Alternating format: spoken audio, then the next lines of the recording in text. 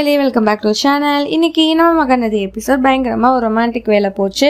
So finally பார்த்தீங்கன்னா நம்ம விஜய் வந்துட்டு காவேரிக்காக விஜய் வீட்டிலேருந்து வந்த உடனே அவங்களுக்கும் வந்துட்டு எந்த ரூம் அந்த ரூம்ன்ற மாதிரி ஒரு இது இல்லாமல் ஃபைனலி அவங்க ஸ்டோர் ரூம்லேயே போய் தூங்குற மாதிரி பார்க்குறாங்க. அங்கே அவங்க ரெண்டு பேருமே நிறைய விஷயங்கள் ஷேர் பண்ணி பேசிக்கிறாங்க.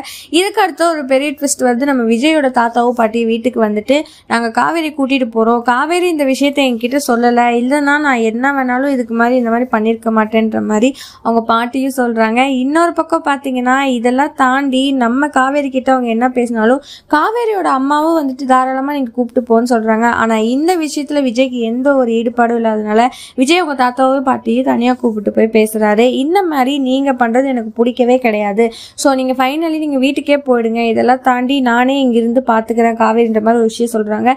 இதனால மறுபடியும் ஏதோ சண்டை வருமா இல்லையான்றது நம்ம பார்க்கலாம். ஸோ இதை பத்தி நீங்க என்ன நினைக்கிறீங்க? மறக்காம லைக் பண்ணி ஷேர் பண்ணி கமெண்ட் பண்ணிடுங்க, அப்படியே சப்ஸ்கிரைப் பண்ணிடுங்க. Bye bye.